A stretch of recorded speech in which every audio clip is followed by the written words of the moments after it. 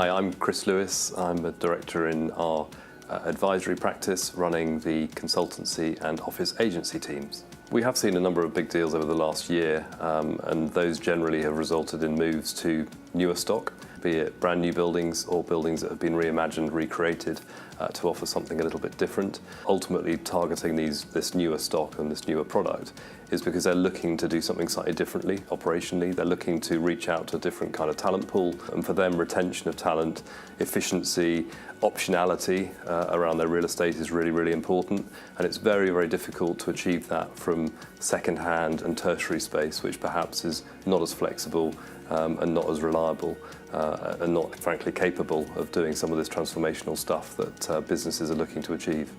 So in terms of sectors who are out there, we are continuing to see the very traditional movers and shakers, if you like. But actually, when you start to lift the lid on the other sectors, many of them are traditional, but they have elements of new and innovation, if you like, to them.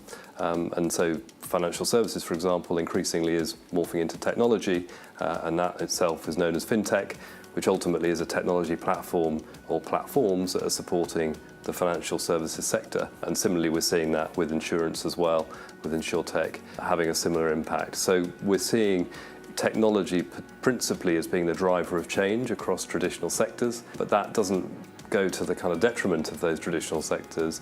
It actually goes to just increase the overall activity. So the tenants and clients that we're working with probably represent the range of occupiers who are out there in the London market currently. And in those conversations with them, it's interesting to hear that the breadth of driver in terms of what's influencing their key decisions around choices that they're making.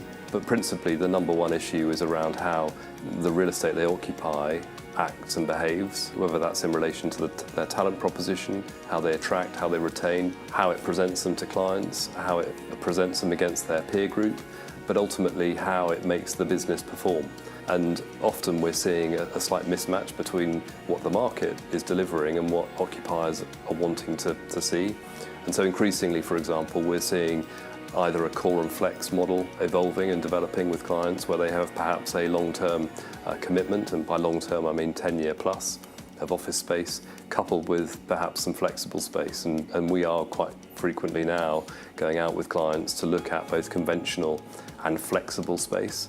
And that flexible space is appealing to businesses because they just can't find that level of flexibility from traditional landlords in the market.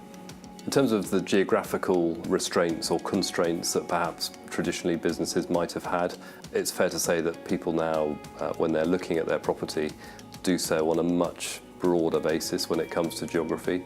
Whilst not everyone is going to consider the entire central London, many now will consider districts, whereas previously they could have been a one district tenant. Equally, they can look at locations that provide different types of outcome. And that outcome could be delivered by proximity to infrastructure, it could be delivered by the amenity in those local areas, it could be to do with the way that an area is being reimagined, recreated, regenerated, and they want to be a player in that whole kind of process. But for the first time in my career, I've really seen the central London tenant emerging, and those parties who are prepared at least to look across London as they start their searches. So increasingly we're seeing the serviced and flexible market becoming more and more important in decision-making processes that our clients are going through.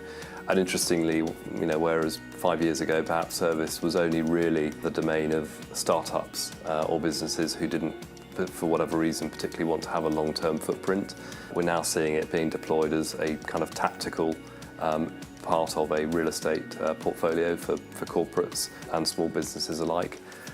And as we look forward to next year, I think increasingly we're going to see the kind of emergence of the hybrid offer, which isn't quite conventional, it's not quite service, but it's somewhere in between. And that's really in direct response to the lack of flexibility and innovation that's coming out of the traditional landlords who continue to offer what you would describe as institutional terms on their very best space.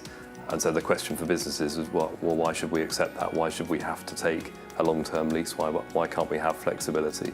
And so there are operators now emerging who are looking to plug that gap and kind of bridge the point between conventional and serviced. And I think that's a really interesting trend to look out for across next year, and it's something that I'm sure that we're going to be advising our clients. As a business, I think we're pretty uniquely positioned. We have probably one of the best in the market serviced office advisory practices, alongside one of the most active tenant-only representation teams, meaning that when we pull those two resources together, we're able to give clients visibility of all parts of the market, be it conventional, serviced, or the flexible space in between. Working with us, I think you get the best visibility, the best support and service that you could possibly hope to get in the London market today.